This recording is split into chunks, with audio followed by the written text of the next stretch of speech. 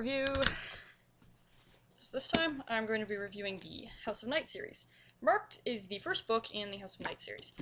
There's quite a few books, I'd say. Like, it has gone on for quite some time. This one is another one that is junior high level? Junior high school level. There is some things in here that, yeah, definitely not for anyone under junior high level.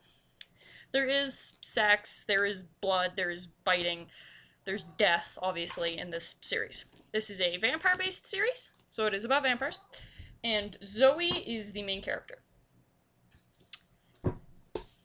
Basically, the House of Night is the House of Night itself is a place where vampires go, new vamps. And Zoe's a new vamp.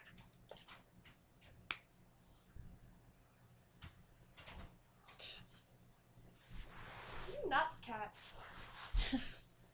Anyway, but yeah. This series I got really hooked on. It is a great series. It is coming to an end now, though. The final book will be coming out soon. So if you want to be able to sit down and actually read the entire series, you will be able to soon. Because it's just about over. Because when I got into the series, there was only about 3 books in. Now I think there's like 12 or something. So I had to wait a while to read them all. These books, they take 3.5 hours to read through. And I also find them incredibly funny. There's a lot of parts in it that is just goddamn humorous. It's well written, and it's not sparkling vampires. There is no sparkling vampires. These vampires drink blood. They do. They drink blood. There is also a lot of magic and witchcraft that is actually fairly accurate, paganism and whatnot, in the book series itself, and it's actually fairly accurate. It's actually what introduced me to witchcraft and paganism and whatnot. Well, got me interested anyway. The series also comes with a fledgling handbook that you can get, and it's just sort of filled with a whole bunch of different information.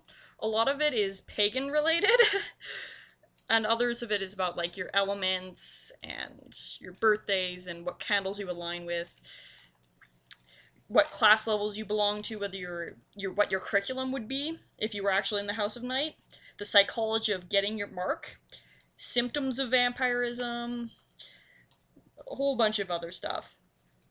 What you would want your name to be, what your first circle experience was, what your affinity element is, your first familiar, what element you're most aligned with, your favorite professors,